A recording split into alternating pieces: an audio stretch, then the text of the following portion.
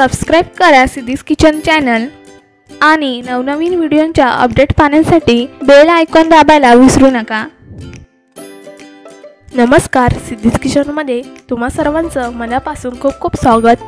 हा ढोकळा आता सर्वांचा आवडीचा पदार्थ।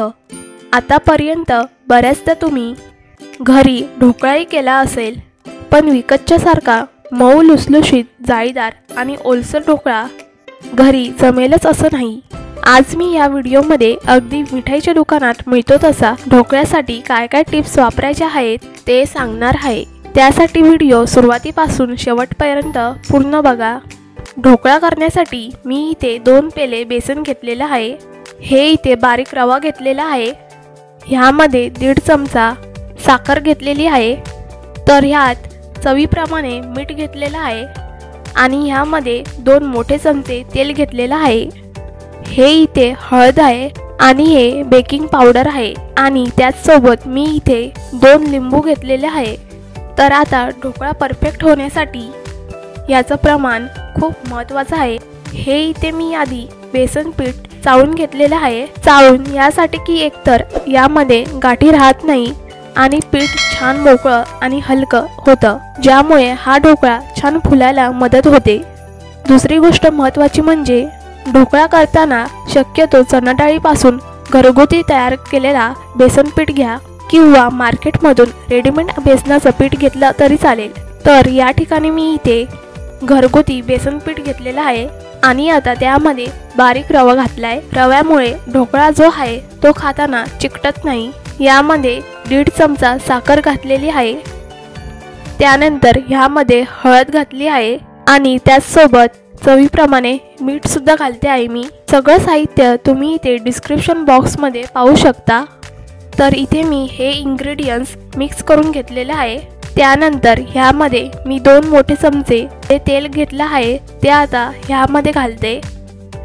तेल घातल्यानंतर परत हे आपल्याला मिक्स करून घ्यायचं आहे। मिक्स केल्यानंतर आता मी ह्यामध्ये लिंबाचा रस टाकते।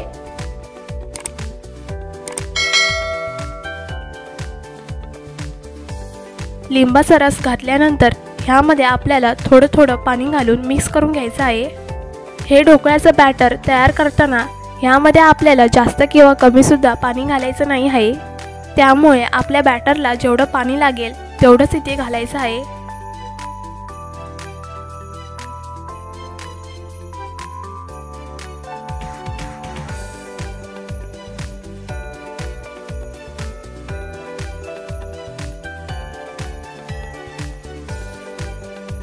तर आता 10 मिनिटांसाठी पीठ भिजवू द्यायचं आहे।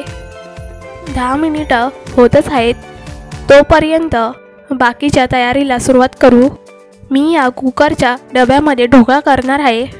तुम्हाला जर कुकरच्या डब्यामध्ये करायचं नसेल तर केकच्या चौकोनी भांड्यामध्ये घेऊ शकता किंवा काठ असलेली थाळी घेतली तरी चालेल। याला व्यवस्थित तेल लावून घ्यायचं आहे।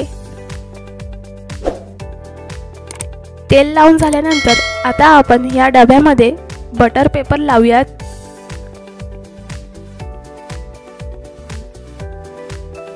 बटर पेपर लावून झाल्यानंतर आता या बटर पेपरला सुद्धा तेल लावून घेऊयात। जर तुमच्याकडे बटर पेपर नसेल तर तुम्ही या डब्याला आतून सगळीकडे तेल लावलात तरी चालेल। त्यानंतर इथे आपलं ढोकळ्याचं पीठही भिजवून तयार झालेलं आहे। आता ह्यामध्ये 1 छोटा चमचा बेकिंग पावडर आणि अर्धा छोटा चमचा बेकिंग सोडा टाकून घेते। त्यानंतर आपण हे सर्व मिक्स करून घेऊयात।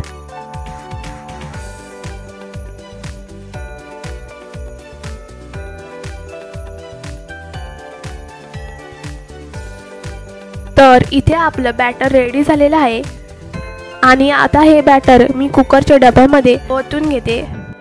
त्यानंतर हे बॅटर आपण सगळीकडून टॅप करून घेऊयात। टॅप करून झाल्यानंतर हा कुकरचा डबा मी कुकरमध्ये ठेवून घेते।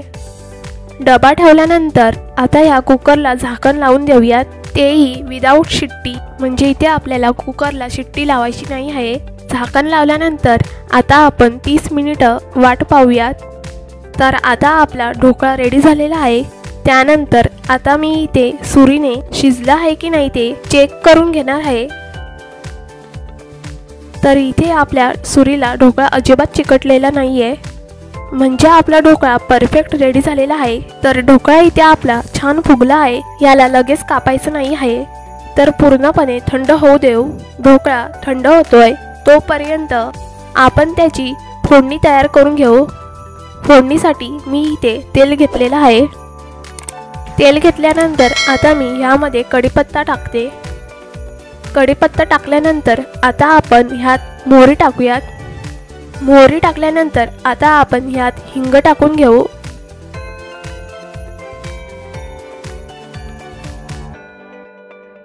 हिंग टाकल्यानंतर ह्यात आपण पाणी घालूयात। पाणी घातल्यानंतर ह्यात साखर घालूयात। साखर घातल्यानंतर हे सर्व आपण मिक्स करून घेऊ।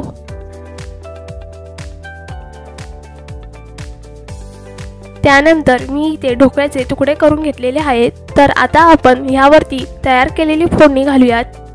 फोडणी अगदी गरम असताना घालू नका, ती काहीशी कोमट किंवा थंड असताना घाला। तर आता हे पाणी 2 मिनिटं ढोकळ्यामध्ये आतपर्यंत मुरू द्यायचं आहे। वरून बारीक चिरलेली कोथिंबीर घातली। त्यानंतर हा ढोकळा मी प्लेटमध्ये सर्व करून घेतलेला आहे। तर इथे आपला ढोकळा हा असा अगदी स्पॉन्जी लुसलुशीत झालेला आहे। आतून हा अगदी जाळीदार झालेला आहे। तर मित्रांनो, ह्या पद्धतीची ढोकळ्याची रेसिपी तुम्ही घरी बनवून जरूर ट्राय करून बघा। कशी झाली आहे हे आम्हाला कमेंट बॉक्समध्ये नक्कीच कळवा। जर तुम्हाला आमचा हा व्हिडिओ आवडला असेल तर ह्या व्हिडिओला सबस्क्राईब करा आणि लाईक करा।